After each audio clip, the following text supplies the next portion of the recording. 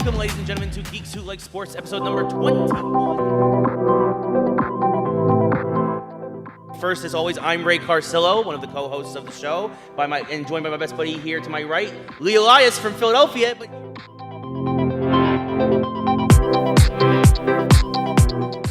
We grew up, we got ridiculed for a lot of things that we love, and to see the gaming community, but just this culture here of all the people here coming together and everyone's accepted, like you said, but also just the power of it.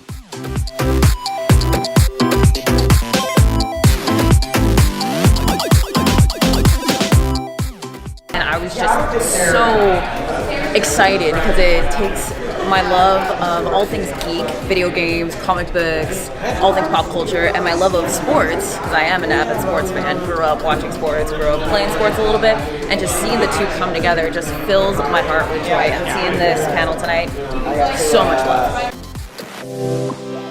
Absolutely recommend Geeks Who Like Sports podcast. It's funny, very interesting to listen to, and if you love all things geek and all things sports, definitely check it out.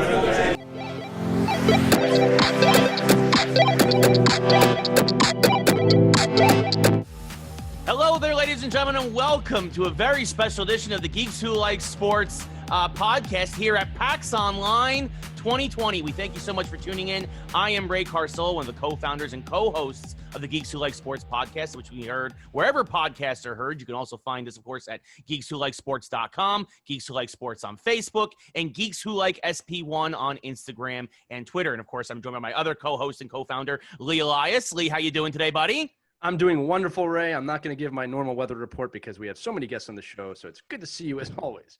Yes, we have a full show with some amazing folks who are joining us today. First off, we have our good friend, returning PAX champion, by the way, coming back from last year's PAX panel, the one and only Gordan Bellamy. Gordan, how are you doing today, sir? I'm doing fantastic and just great getting to spend an afternoon with all of you. Awesome. Gordan, of course, is on the board of directors for the WaveVR, and of course, you can see him right now on the Netflix mini docu-series High Score in episode 4, so definitely check that out.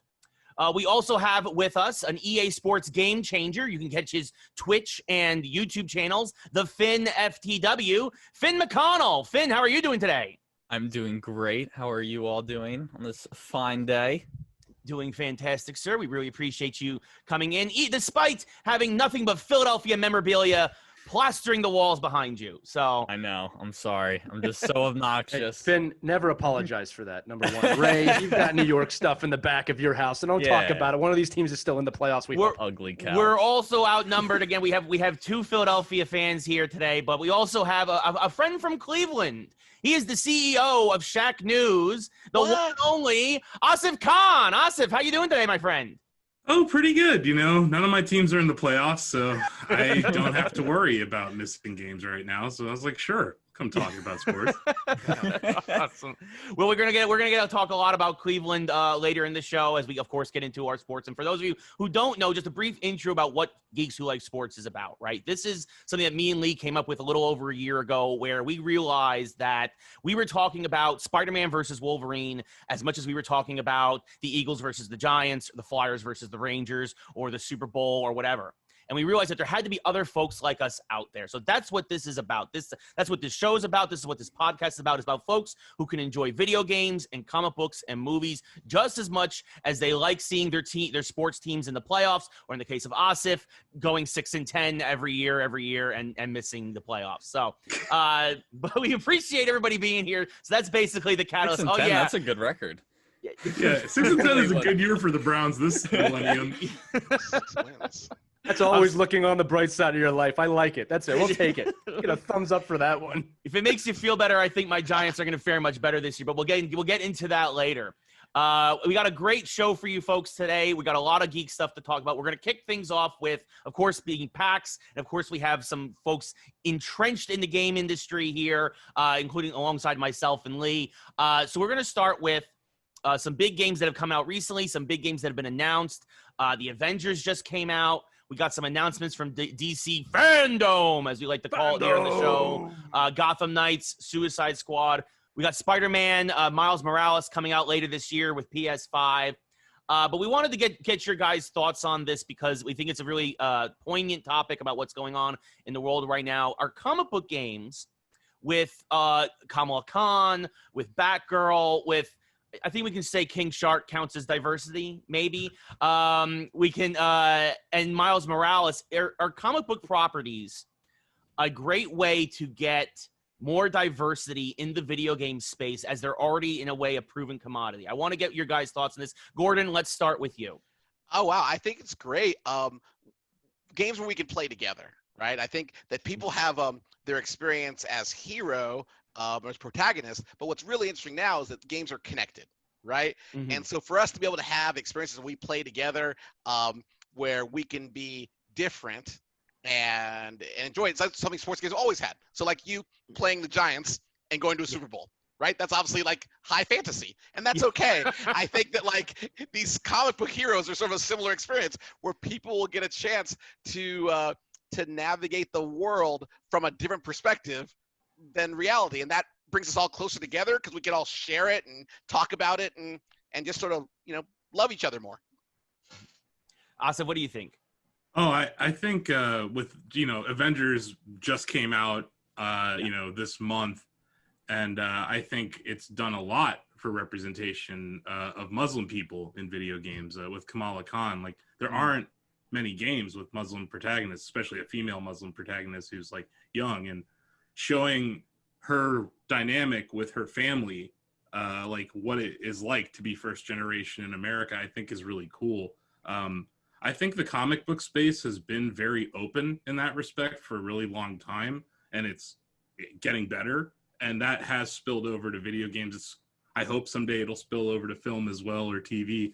But yeah, I think Kamala Khan in Avengers is like a big win for diversity, for representation and stuff. And yeah, I think Miles Morales is another one of those examples of just a cool character who's not a white dude with short hair and a beard that like is usually the protagonist in most video games. So I think comic books can definitely be a vehicle for that. And I think because those stories already exist, those universes already exist, it's cool to see game devs tell stories like that. And then in Avengers, they didn't really just take from the movies and then dump them onto the game, like which you see so many times in the past with comic book IP. They really made a new story for this, which I think is great. So I think, like comic books as a vessel for diversity, sure. I think they can continue to grow that in that respect. Yeah, I think just to add on that a little bit, a lot of people nowadays are this and that, right? They aren't simply one thing where you could sort of synthesize. You remember, like, I'll go back to geeky sports things. If you remember hockey on the Nintendo, right? And your team really was what it was. Like, we're going to be all big guys, or we're going to be all little guys, right? Or we're going to be our combination. But things are a little more complex now, right? It's a little bit more like Czech Republic back then. We like, I'm two little guys, a medium guy, and a big, right? And having comic book characters in games where they are this and that, and you get to play them, I think is something that a lot of people connect to. Because most people, regardless of their race or their orientation or being a Giants fan, right, are more than that. They're like, there's like more to them, right? And so I think that, more like, to them. that like comic book games are a way that, that say the same message, right? I don't know, my feelings. No, for sure. I mean, I definitely, I think it's great because for me, I mean, I know as a gamer, I just want the game to be good. I don't really care what you know what I mean? Like, and again, it's hard for me because I mean, and probably speaking a little bit for Lee and Finn, we've had plenty of representation over the years, right? We are the pale, short, white guys with beards that Asif mentioned before. So we're covered. But I think that I think just wanting I think it's great to see this, everybody getting a chance to be represented now. And for me as a gamer, it's just cool to just want good stories. I can jump in here too and say a couple things. One, there's two things I have about this one. One is, my kids are half Hispanic. So when you look at a character like Miles Morales or even Kamala Khan, it's really cool for my son and daughter to see that. And they're going to grow up in that environment now where that's somewhat of the norm. And speaking of what you just said, yeah, we've had that our whole lives. So it's interesting for me to see, they say you live through your kids' eyes, to have them both see heroes now in that regard. You know, the other thing I wanted to say about this, and that it has to be said, is that I always love situations like this because video games are always tapped on for being too violent, right? And here are comic books and video games leading the way, leading the charge, as Asif said, you know, for changing things. Once again, proving that, you know, the geek community is so powerful in this regard and never gets the credit that it really does deserve for pushing the gamut. And I just love that side of not just the gaming world, right, but also film, hopefully, Asif, as you said, and, you know, comic books in nature, you know, they're the ones leading the charge for the next generation. So I think that what's going on, especially in the Avengers right now and in Spider-Man, is really powerful for the community. Yeah. But if you go back even as far as like Street Fighter, right? The first time I guess, I don't know, for you, maybe a different journey. Like maybe you all played Ken when you started. I don't know. Blanca all day. I'm actually E Honda main, actually. Yeah, well, exactly. Yeah, and so easy. when you actually start to identify with who they are, right, and how they play, that's something that games uniquely do, right? And you start to find like who you are, right, and really sort of mirror that behavior. Like that's just between reading a story or I don't know, or watching a movie. Like you're getting to be yourself either as you are or as maybe you hope to be through these characters, right? And yeah, Avengers is an incredible part. There's an incredible universe, you know, of people that people are getting to play as, right? And that's something you'll never be able to take away from them. Their time as those characters. You know, I think kind of adding that, I think we've come a long way from Mike Tyson's Punch-Out, where there is representation in that game, but it's like stereotypical representation a lot of the time.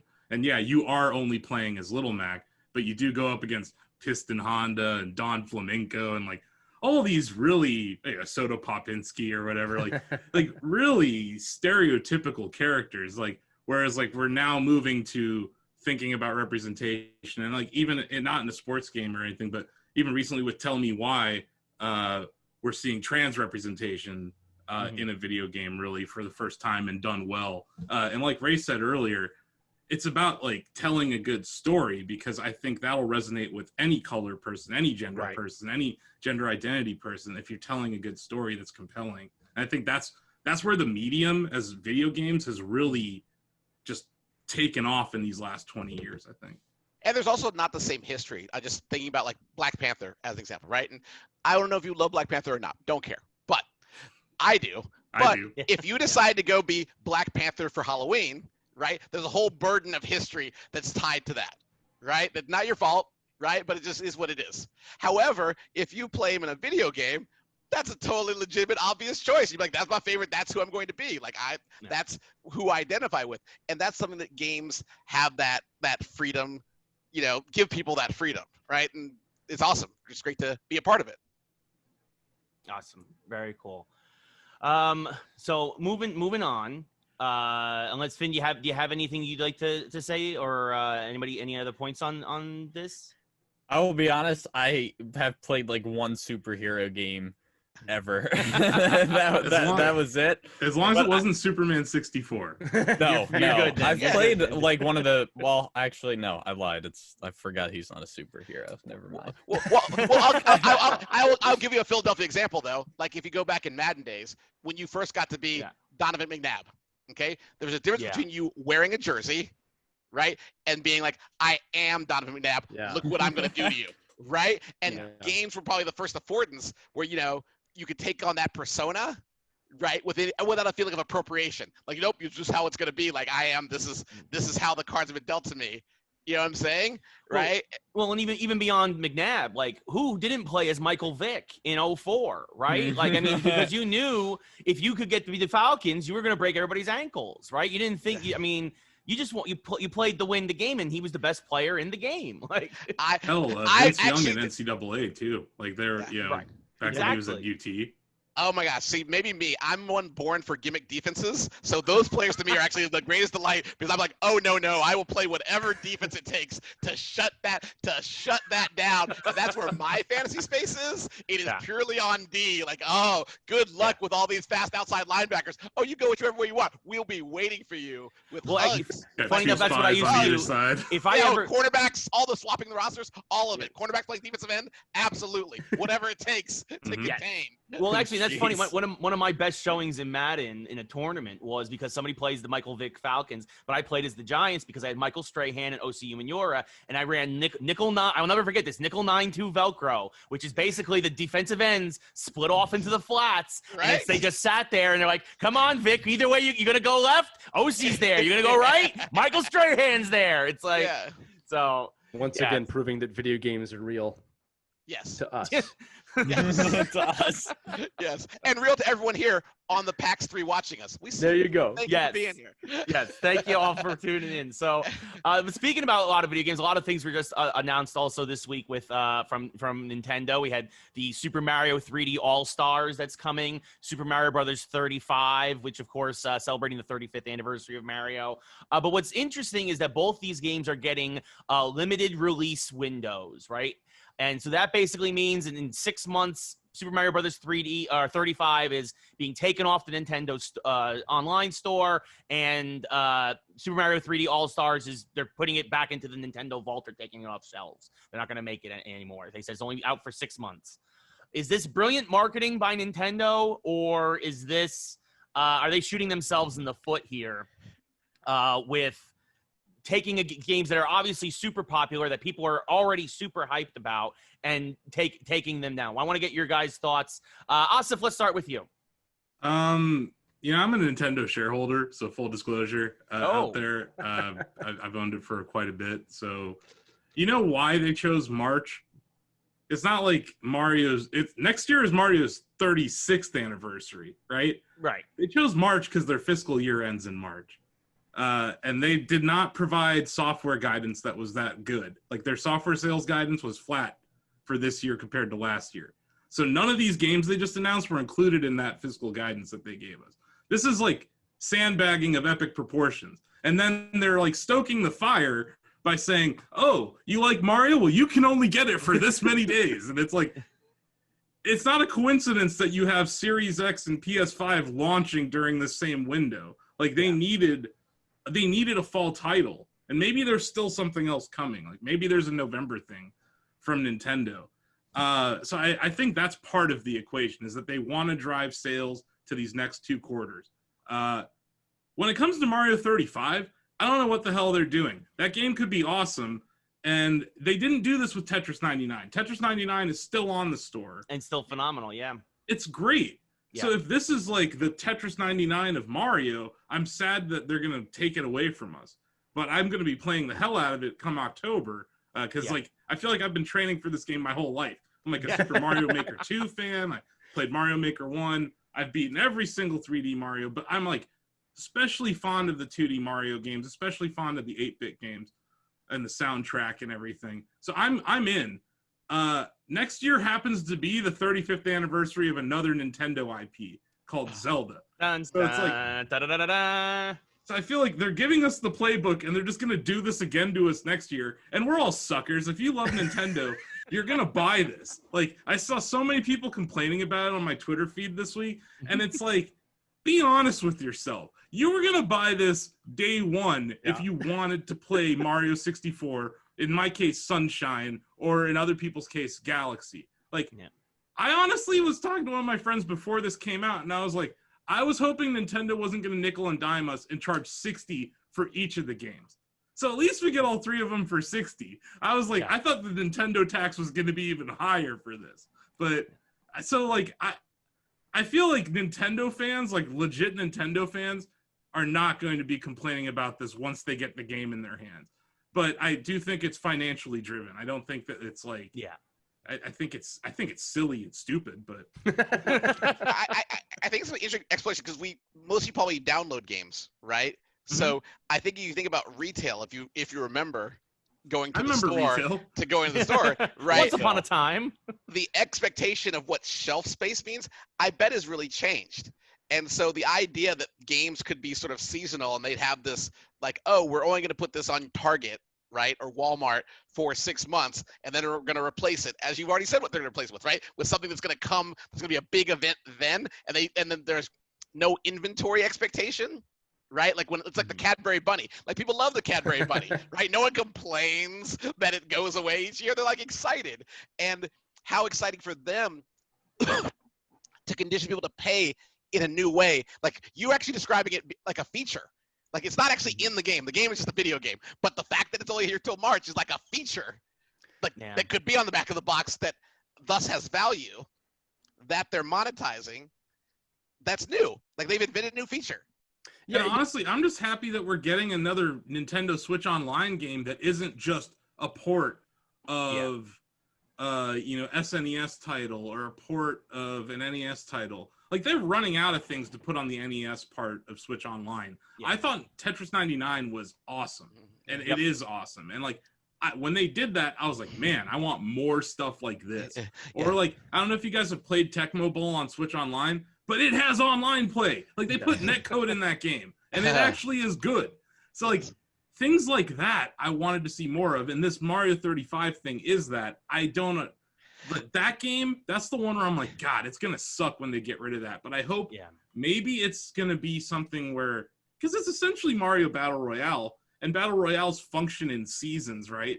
So maybe we get, like, a second season of Mario 35 or something. Yeah, but, and even this conversation is great. Like, think, like, right now, I imagine... right, that Sony wishes you were talking about PlayStation 5. I imagine that Microsoft wishes you were talking about Xbox. But hardcore fans, right, hardcore gamers with their hardcore, like, grown-up dollars are, like, speculating about the Mario, right? We're talking about Mario like a PlayStation 5, like an Xbox with the same, like, passion. Yeah, like, Mario is still king. He's still king in the industry. He's yet to be dethroned. Well, I also think on the Xbox side, they're struggling mightily with their first-party lineup this fall. Oh, with Halo being delayed and everything. Exactly. Yeah, no, exactly. It's very true. This is a good chance for Nintendo with basically just repurposing old product to come in and still get a lion's share of the market in the fall, depending on what goes on. They're reimagining. Yeah, exactly. I don't know. I pay ridiculously close attention to their unit sales. You can slap Mario on Switch, Mario anything on Switch, and it'll sell 5 million units. Yeah. So quickly before we move on, I just want to quickly get Finn's opinion on Mario, just because Finn, full disclosure, as the youngest of the 5 of us here, you might not have been around for a couple of these Mario games. Are you excited at all for the Mario 3D All-Stars and a chance to play these games? I haven't played a Mario game since I was probably 16. So, but I've played a lot. I used to play it a lot I had a Nintendo 64 growing up. So will this get you back into Nintendo and Mario? Possibly. I do want to get a Switch, but I haven't seen them anywhere. Like, ever since the pandemic occurred, they've been, like, sold out everywhere. Yeah. I mean, maybe it's changed now. I haven't looked, but I remember, like, they were like $500 or $600 on Amazon, like, people reselling them. Don't do that. Don't pay scalpers. No, I hate flippers. Nope. Yeah, I'm gonna jump back on real quick it's been selling out. Like, and that's one thing I think with this whole thing with the limited time to buy. I think that's gonna be prime time for flippers. I'm also gonna jump in here quick and tell Asif I am also a Nintendo shareholder. So Finn, what you're saying is music to my ears. Well, aren't you guys all smart for getting Nintendo stock? Yes, all right, we are. So we briefly talked about Xbox Series X and PlayStation 5. So the new next generation of consoles are supposedly right around the corner, coming in the next couple of months. Guys, are there any titles that you guys are particularly excited for? And also, I want to get your thoughts on what this could mean for sports games in the next generation, because we were talking a lot earlier before we started recording about Madden and its current state. What are you guys expecting for sports games in the next generation, and any other titles are you particularly excited for? We'll start with Finn. We'll start with you. We'll start with you this time, Finn. I don't know. I've just been let down so many years with so many games. I think, in all honesty, the only game that 2 sports games that have not disappointed me are MLB and, honestly, one I rarely play, and that's NBA. I just feel like NBA has the best career mode out of all 4 sports games. It's the most in-depth, in my opinion. Don't even get me started on Madden's face of the franchise. I don't know what that was this year, but I'll get into that though. But I don't know. And one thing that does worry me about NBA 2K is that I think now if they start doing more games, because now they did PGA, I think PGA is a downgrade to NBA. I still think it's a great game. It's very addictive. But I think if they start doing more sports games, it's going to end up being like a little lazy, if you know what I mean. Well, they also have like huge market share, right? When it comes to NBA 2K, because NBA Live, they can't even get it out the door every year. Yes. Yeah. So that's, but like Ray, to your question about next gen sports titles, I feel like the first year of a console, they tend to be some of the wackest sports games, because EA and Take-Two, they're having to develop for 2 platforms simultaneously. So I feel like it won't be the biggest upgrade. Yeah, usually you get that huge upgrade the second year of a new console. So I'm not expecting anything out of Madden at all, because I have it on PC and it still sucks. So like, it does not matter how many teraflops you have. Like, someone needs to fix Madden. Like, there's hashtags out there about Madden being a monopoly, fixing Madden, fixing franchise mode. There's a lot that needs to be done there. So I'm not getting my hopes up about Madden. Still want to know how I can re-sign anyone on the Eagles, because I have no money and I don't know where it's gone. I know, but it's like, how are the Eagles able to re-sign these guys every year, yet I can't? But 2K did show off some really early next-gen footage of NBA 2K. I think it was during the PS5 reveal.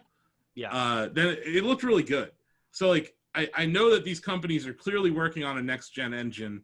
I'm sure Frostbite is working on their new engine, right, over at EA. And there will be a better-looking FIFA and a better-looking Madden, and maybe a better-looking NHL down the road or something. But I don't think this is the year for that. I think that I kind of want to push back on PGA. I was pleasantly surprised about PGA 2K21. So was I. No, I love it. Graphic wise, it's definitely a downgrade to NBA. Sure. Oh no question. The players are a little creepy looking. Like, for me, it's the announcers. Like, they just say the dumbest stuff like all the time. Like, they're like, this is to win the tournament, and I'm putting I'm like 3 strokes back from first place, and they're like, this is to win the tournament, and it's not. It's like, that breaks immersion. They're like, oh, that's going straight for the fairway, and it's like in a bunker. It's like, yeah. Guys, I do know a great play-by-play guy we can talk about later that might be able to fix that. We'll get into that. I would love that.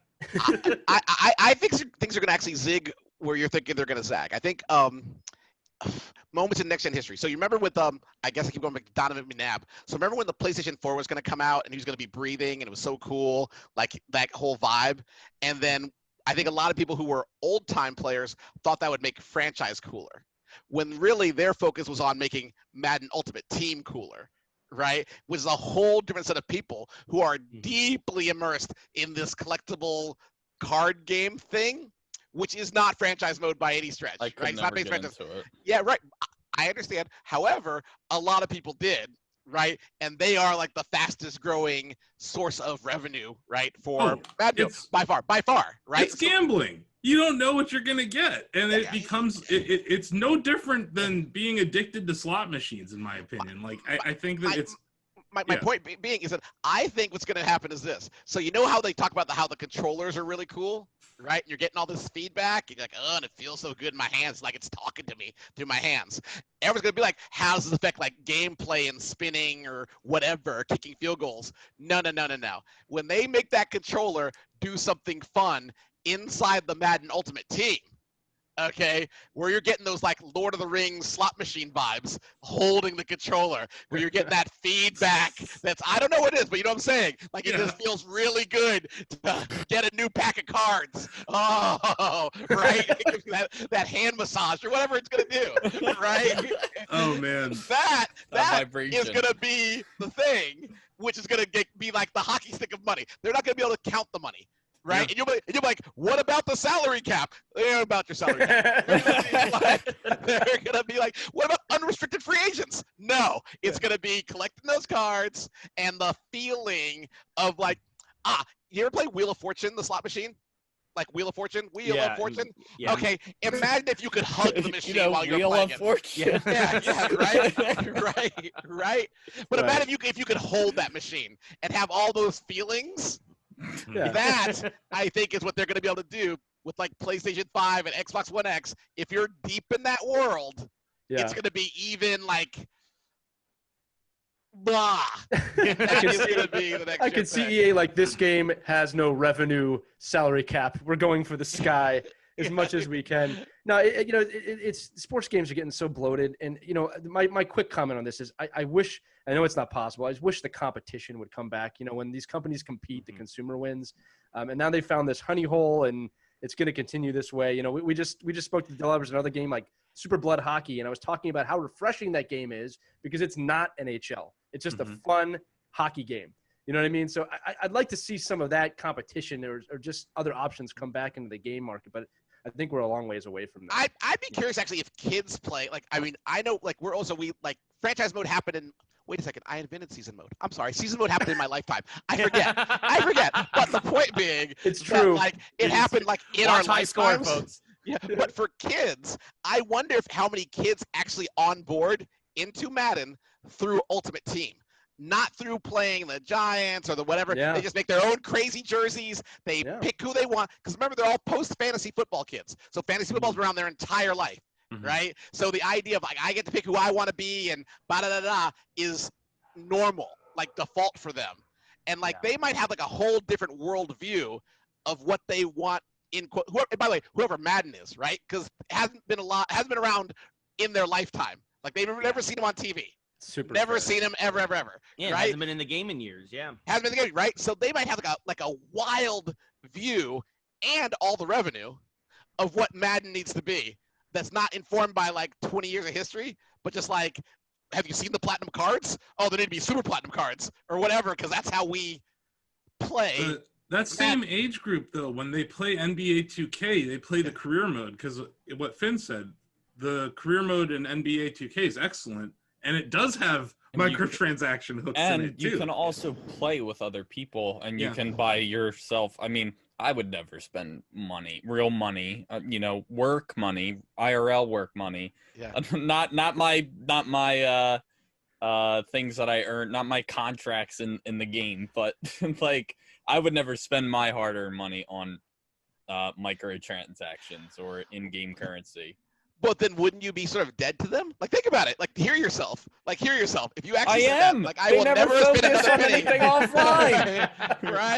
right. I'd be like, okay, Oh my goodness. don't let the door hit you. They don't because care all about this- my. I just had a question about NBA 2K this year, though, because the basketball season or postseason is still going on right now. The 2020 season, it's still happening. We don't even have new rosters. Like, free agency hasn't happened. Like, it seems like the weirdest thing to release. I know they had to release it when they did, but 2K21, I'm not that interested in buying it right now. I'm more interested in watching the playoffs and then seeing where free agents go. I'm sure and there then, will be a roster update though. Patch, yeah. But like right I now, mean, isn't that what pretty much every new sports game is anyway? Well, I think that to Asif's point, I think that's why a lot of folks are waiting until the new generation comes out, even for NBA 2K21. And I think that's why it was part of the PS5 showcase, is because I think that 2K understands that it's not going to be until that roster update after the draft, after free agency, all that other stuff, that'll be day and date with the PS5 and Xbox Series X version of the game. So I'm actually curious to see what the numbers are doing right now for the game, because I know a lot of folks who, like myself, are going to wait for next gen for that particular game for that very reason. And then another problem I have with the series, when it comes to the career mode, you invest all that time into grinding your player up, and then none of it carries over to the next year. So I have a lot of friends that they're still playing 2K19 because they're still playing their career in 2K19, right? Yeah. Or in my case, the Cavs haven't been relevant in 2 years, right? So like I go back and play 2K16, right? Or, when Kyrie was on the team, like, and LeBron. Really, everyone who was good. You don't stockpile draft choices? That's what I used to love to do. I'd be like, I'm going to stockpile draft. I'm going to trade everything I got, every asset. I used to like the Clippers. I'll trade every asset, just to build a team in my image for the future. You're the process. Yes, I am the process. Exactly. No, so- yeah, the pandemic has totally killed the vibe a little bit, right? Of our annual expectations around sports, Yeah. right? Yes. Around when the finals even are, like, because you're like saying the NBA finals are still going on, and I just looked at my computer screen, and I was like, but it's September 5th, right? Mhm. And I was like, wait, New and season should be starting. it's accurate, and there's uncertainty, right, around when the new season would even be. Like, when it even is the NBA draft? Is it during the NFL season? Yes. Like, there's a lot of things that are going to be, like, when all this hits reality, like, there's going to be some really strange programming for those of us who have, like, an annualized sense of time. And will it be permanent too? I feel like they're And gonna we're- have to truncate a season coming Yes. up, It's- so I they think can it's- get back on the old schedule. I think it's going to be very unlikely that they're going to. This is going to be the schedule from now on. To Finn's point, I think it's going to be. You'll have one season where it might be truncated, or the dates will be closer together to this season to get them back on track. So you'll have shortened off seasons for a couple of years. Personally, I don't think there should even be an off season for hockey. Maybe a few weeks, but if they just had like how many months off? Like, what so more this- of a break do you need? This is what I love brutal about sport. this show. We've naturally switched from geeks to sportsdom, which is exactly the point. Yes. So Yes. so I am going to bring this topic up right now because we are talking about it. One of the questions was, and we naturally progressed to it, is what does everybody think about the way sports are going? And one of the big things that we need to bring up here is there's no guarantee that there is going to be a next season just Thank you. yet. All right, Yeah. because it's something we have to talk about, you know, especially with the NHL and the NBA, whose players are now in a bubble, and it's been very successful. But fans haven't really had this conversation of, can we expect NHL and NBA players to be in a bubble for an entire season? Because there's no way that the NHLPA is going to let that happen. There's no way the players are going to do that after being away from their families for most of them. So, again, we don't know what's going to happen right now. We know football is going to try and be better than baseball because they have to try and, well, it's not going to be hard to be better than what baseball did this year. But let's continue to talk about this. What's everybody's thoughts on where this is going right now? I think there's an MVP that we're not considering, and I mean a most valuable pandemic that doesn't care when your draft is, does not care about your home and away schedule. Exactly. You have not noticed, has taken little consideration into what conferences are going to play football this season. Yep. The pandemic is ongoing. Yeah, And- the pandemic is Dikembe Mutombo, and Exactly, everyone right. else is trying to shoot. I not know. Exactly. And I think that the disruptions, right? If you had looked back 6 months ago and said predict where we'd be now, Right. that would have been a very hard guess, right? And I'll offer that's the same thing. If you were to predict 6 months from now, even, Yeah. right? Forget a whole nother season. Forget a truncated season, right? We have, unfortunately, a lot of truncation is going on, unfortunately, because of what's affecting everyone. And everyone's sort of going to try to do their best. But the idea of preserving annual records and scoring averages and triple crowns and whatever, that's out the window for the next year. Yeah, you know, Gordon, here's another thing, too. When people ask me about my teams, like, and how they're performing in the playoffs, and is it going to suck if your team gets knocked out? I just go back, like, I'm watching hockey in August and September. I'm pretty happy right now that it's even on the TV and that everyone's safe. So, you know, like, a little bit of its perspective. I mean, fandom is a very important part of sports, and I get it. But I'm also a little bit just thankful that we even have the opportunity to watch sports at all right now, you know? So, like, if my teams get knocked out, I'm just like, hey, I still get to watch the NHL. I still get to watch the NFL, you know, like in all the other sports leagues as well. I have problems with baseball right now, but we'll talk about that. It's just, you know, you got to be a little bit thankful here. Hey, I'm glad there's a season on right now, and this is very much a day at a time. And that as much as we love sports, yeah, as you said, the MVP, the most valuable pandemic, which we're going to use from now on, you know, it truncates all of it. There's also a sixth man to consider. And you're not going to want to hear this, but I'm going to tell you, everyone at home knows this, the Chinese television market. So as we may all know, the Premier League just terminated their Chinese TV deal for like $200 million. They didn't get the payment, right? The NBA facing challenges collecting that money, right? Upon which many of these salary caps, Right.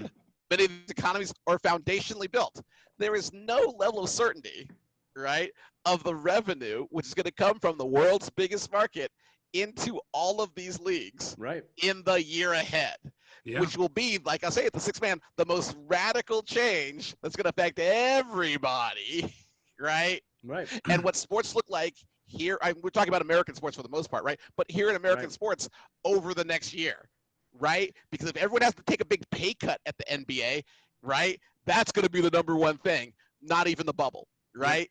Yeah. Big pay cut. Well, all the sports, The business. hockey, baseball, all these things. No, Gordon, And- you're dead right. I think the other aspect of it, beyond television deals, beyond streaming deals, Yeah. every single one of these sports is built on spectators being in massive arenas. Yeah. 10, 20, 100, like 120,000 people fit in the big house in Ann Arbor, right? Like, Yeah.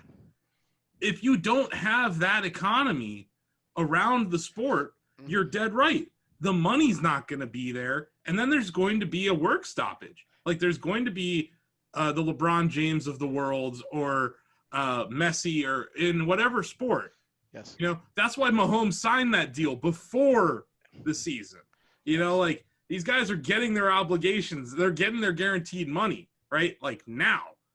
I think that's even why LeBron signed a 4-year deal in LA to begin with. He didn't know that there was a pandemic coming, but he knew that there was uncertainty about television money. And I think it's a really good point you bring up about, and this goes beyond sports, Right. but how Tencent specifically affects game development. And it's no coincidence that these 3 Mario games that are in 3D All-Stars have already released on NVIDIA Shield in China. Yeah. Yeah.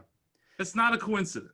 So, No, and you go back to the beginning of this NBA season when there was all this fighting about Hong Kong still, and how some players were trying to keep the peace because they knew Sure. there's a lot of money there.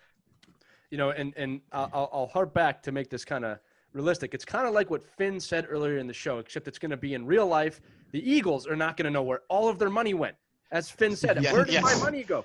And that's what's going to happen in these leagues. But yeah, look, it's a day at a time like type thing. And again, there's going to be a lot of, you know, there's going to be a lot of discussion between the PAs and the leagues, and revenues are absolutely going to come down, and they're going to have to deal with that and have some tough conversations here. But hopefully they'll do the right thing, like unlike baseball, which I'm going to keep knocking on, and find a pathway forward. Because outside the NFL, Asif, as you said, all of these leagues, they rely on consumers coming to the game, on fans coming. That's their number one revenue source. If that's not there, they will not be able to maintain themselves. And I really hope that this opens the way for XFL 23 on the Xbox, led by The Rock. I'm ready for that. It's time. Bring on the competition.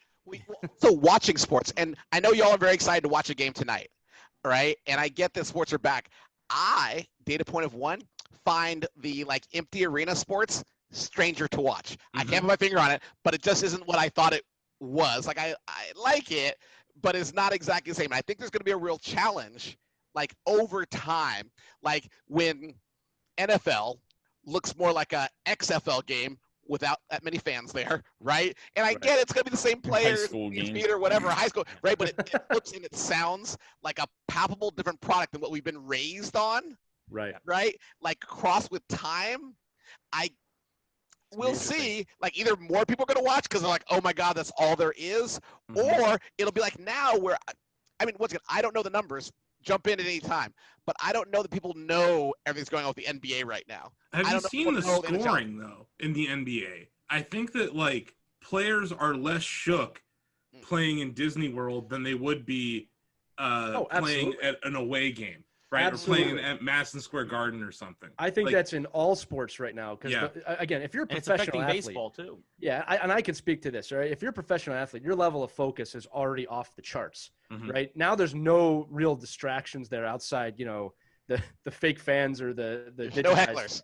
No hecklers. Right, exactly. And I think a little thing is just like in the NBA, just taking a foul shot without people behind the net going crazy. The focus they're already at another level. So, and you can see this, like you said, in all of the major sports. I expect us to see it in football this year too, that there is absolutely I don't want to call it a skill jump, but there's a focus explosion going on right now that's allowing these guys to focus at a totally different level. Yep. Well, and I think even in baseball, I think the empty crowds, again, to the guys' points, is that I think that's why you're seeing a lot of guys underperforming typically to their standards, because it's weird when you hit a home run 440 feet and it just I think a meme That's started about the wild. lonely baseball the other day about just Yeah. sitting in the concrete bleachers at Yankee Stadium because it's really weird to see. And I think actually, so that's why I think it's actually good to baseball and to basketball because the action on the court, you focus less on the crowd. In baseball, at least from my perspective, the home run, the fans reaching for foul balls and going crazy for home runs and reaching over and interacting with the ball boys and stuff. The crowd, I think in baseball, it being absent, I think you're really seeing the game. It's very detrimental. And also the travel for baseball has clearly been detrimental to the game instead of doing a bubble city because we've had 4 outbreaks now where teams have had to literally cancel 2 weeks of their season apiece. I think the Cardinals, the Marlins, Cardinals have like 7 doubleheaders to play or something. the Yankees like that, too. right? It's been ridiculous. So I think definitely there's still a lot that we're going to have to work out. And the Phillies. And then, you could talk about the NCAA and what's going on with college football right now. And Oh, how I feel so Mhm. bad for those kids. there's Yeah. no leadership. There's Yeah. different conferences. But, I'm up here in Ohio, and, this is, all we care about is football in this town. Right. I'm literally in Canton, Ohio, home of the Pro Football Hall of Fame, right? So, it's all we care about here is football. Yeah. Everyone's furious that Ohio State's not playing.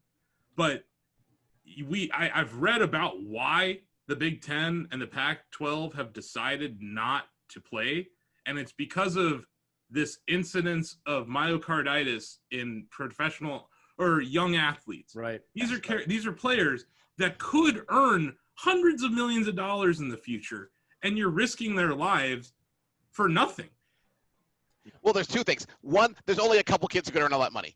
All the other kids are not going to earn that money, and they'll still have the same thing with their hearts, forever. But that's it'll be like the new infinite liability for Yes, a yeah. university. Well, it'll be like a new concussion that you knew about all along, right? And they've sort of been That's through that with great. concussions. That's Like a great they know about comparison, it, and it's Yeah. going to be like these kids are going to be 30, Mhm. right, with heart conditions, or 19 or 20, like young people trying to function.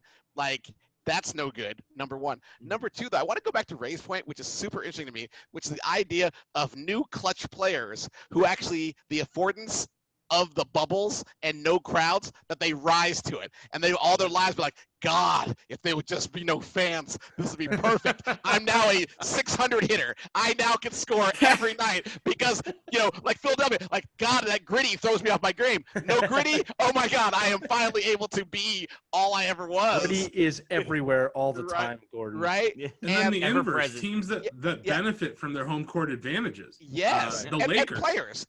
Like The random, Lakers, the like, Yankees, there's definitely a lot of teams that thrive off that. Mhm. But also to Gordon's point, until he got hurt again, Giancarlo Stanton was having a career year, and it's Mhm. probably because not every Yankee fan isn't booing him every game because he's garbage.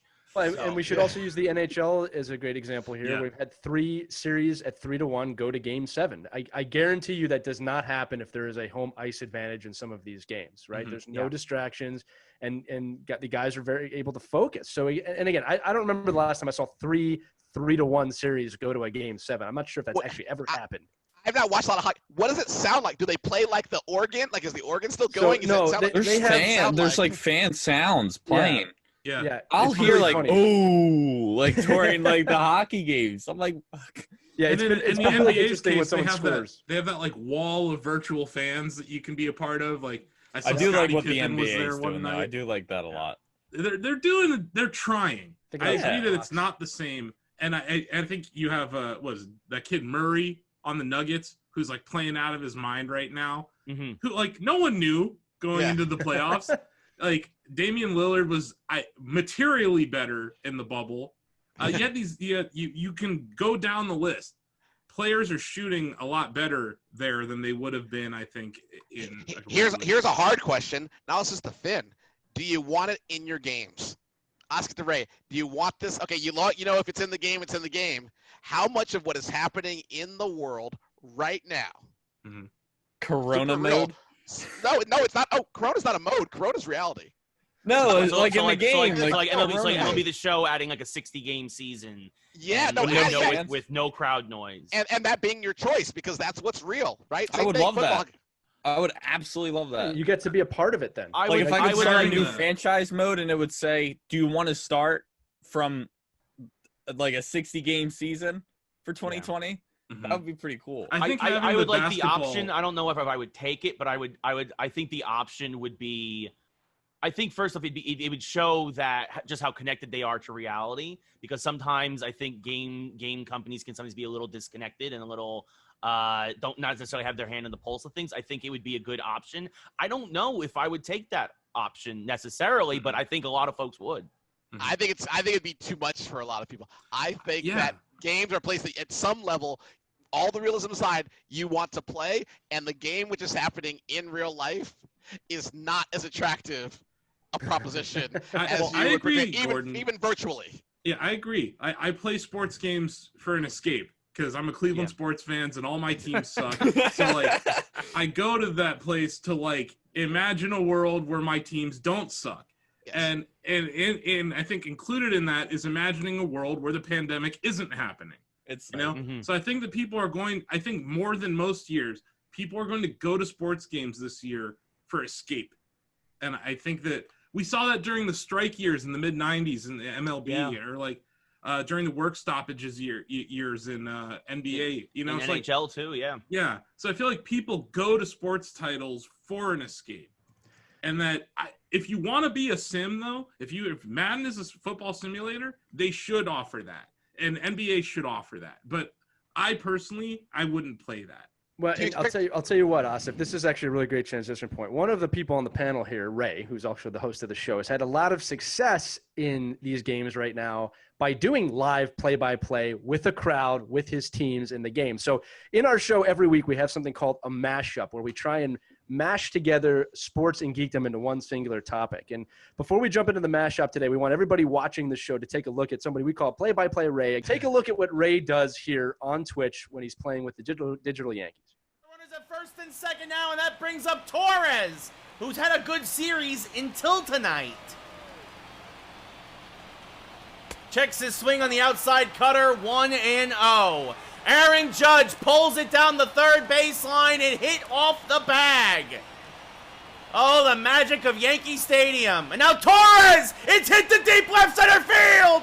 This one is gone! The Yankees win! The Yankees win! It's a walk-off! A 3-run bomb in the bottom of the 14th! The Yankees win! In stunning fashion, they come back twice! They tie it in the 9th! They walk it off in the 14th! The Yankees win! Ray, you may have a problem or you may be a genius. Either way, I love watching you do this nightly on your Twitch stream. I love watching you play. And you know what? Here's the thing, everybody. Ray has grown a massive audience doing this in a short amount of time, right, Ray? Especially on TikTok. Well, yeah, it's big for the amount of time that I've been doing it. It's gotten pretty big pretty quickly. We got 9,000 followers on TikTok. We got 1,000 on Twitch. I love all of you. Again, twitch.tv/Ray Carsillo, or just search Ray Carsillo on TikTok. But yeah, like it's amazing. And I think to your guys' point, for a lot of folks who escape it, it's been great because a lot of the folks who come in are happy just to talk baseball with other people, because another thing we haven't talked about with the pandemic, and especially about a lot of these kids who are having to school from home and all this other stuff, has been they're finding a community where they're like, oh man, look at all these other people who like talking about baseball. And so a lot of times we're not even talking about the game. We're just all talking baseball and football with each other, because these kids, unfortunately, or even and adults too, don't have the social outlets that they had before the pandemic. And well, I guess I provided that a little bit. You are. Yeah, there's no water cooler. Right. Exactly. You're filling the gap, which is great. So here's what we're doing for the mashup. We wanted to give every one of the panelists an opportunity to ask Ray to do play-by-play for an existing sports highlight. You can choose anything you want. Asif, Cleveland does have some good ones that you get to pick from here. That's a good thing. And everything inside me, Ray, is making me want to pick Philadelphia sports, but I'm not going to do it because I care about you, Ray. But we're going to go right to the panel now. So, Gordon, why don't you start off? What is the sporting moment you want Ray to do? And again, we're going to actually do this. We're going to tee off Ray. He's actually going to do play-by-play for these plays. So it's a real moment in real life, not a game moment in game life. Ooh. So I can't do, like, if I accidentally quick sold a card? Oh, okay. I know. It's been done. I know what I want. It's clear to me. It's going to be WNBA finals. that is a league we love and does not have like a call, like, the call, like the Miracle on Ice. That call has not existed yet. And I think Ray could deliver the passion. Ray could connect people with the talent in a moment. Okay. All right. We'll look up a clip from last year's finals. What's going to happen? Ray, you will do that. I will do that. Yeah. Yes. All right. All right, Finn, let's go to you. You play a lot of digi sports, but you also have a lot of sports that you love, like Philadelphia sports, which somebody else on this show absolutely does. What would you pick for Ray? If you had to pick one play in history for play-by-play Ray to redo, what would it be? All right, so I actually just thought of this one, and I think this is one Ray will like. I want you to do when Luis Castillo dropped the ball, that pop out. Or should have been a pop out. That's a deep cut, buddy. That's one I completely forgot about because I tried to forget about A-Rod too. Just completely blocked him from my mind. But you won the game. Yeah, it was against the Mets though. They're a dumpster fire. We should win every game against the Mets. Okay, so passing the ball over to Asif. Asif, what moment do you have? And I promise you, he's going to make it better than whatever the announcers did on national television. Oh, okay. That's gonna be tough because I'm going to give you two Cleveland sports moments. One's typical Cleveland sports, and the other one is like the greatest thing to ever happen to us. And then I'll let you choose. The block. Right. In 2016, LeBron James chased down block of Andre Iguodala. It's like the best thing to ever happen to Cleveland fans ever. Yeah, that says a lot, but yes. It's an amazing play. Like if you go back and watch him, he is so far behind everyone, and he hits this next level. This turbo mode. And in 2016, LeBron James was a man possessed, especially after Draymond hit him in the nuts. But yeah, you don't hit LeBron James in the nuts and then call him names. That's all I gotta tell you. But anyway, that play. Put that on a t-shirt.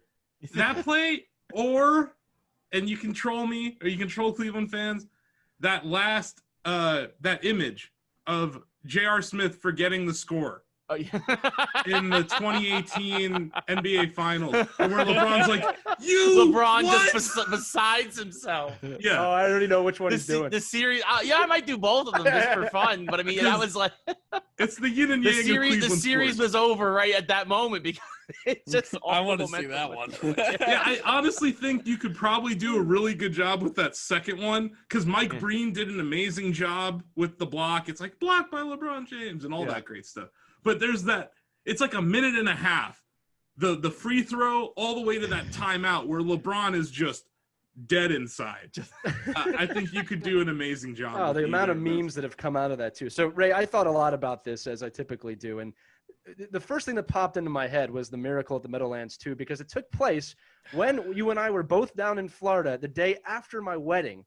And it was a wonderful moment for the Eagles, but it was not a wonderful moment for you. But I did have to get my digs in, because this is payback for some things you've said to me off the phone, which I told you I'd get you back for live on the air at PAX. I'm just kidding. Ray's my best friend. I was happy he was there. So I thought, how can I make it up for him? Because I just stabbed him in the heart a little bit. Ray, I want you to call I hate Deshaun Jackson. I want you to call the 1994 Stanley Cup champion New York Rangers. A call that is actually very, very well done by Sam Rosen. Yeah, it's an iconic call. It is. And so I wanted to give you something challenging, but something I also know you can do to showcase how good you are at this. So I want you to call the Rangers beating the Vancouver Canucks in the 1994 Stanley Cup playoffs and final when Messier is doing that little jump thing that he does. Yeah. I think you'd enjoy that, and I think you'd be really good at it. Awesome. So I appreciate your guys' suggestions, and we will remake these for our social medias. So, guys, I just want to say thank you again so much for being here. That's going to wrap up our PAX Online 2020 episode of Geeks Who Like Sports. Asif, Finn, Gordan, it has been an absolute pleasure, guys. Thank you so much. This has been an amazing episode. I wish we had more time, but unfortunately we don't. You all have to come back. Open invite. Whenever you guys want to come back on, just let us know. But yeah, again, thank you so much, folks. And out there, you can find us, of course, at geekswhoLikeSports.com, Geeks Who Like SP1 on Twitter and Instagram. Search Geeks Who Like Sports on Facebook. And of course, Geeks Who Like Sports, wherever you hear your podcasts, Spotify, Apple, Google, we're on all of them. So thank you again for watching. We really appreciate it. And we hope to see you next time with more Geeks Who Like Sports. Take care, everybody. Thanks again.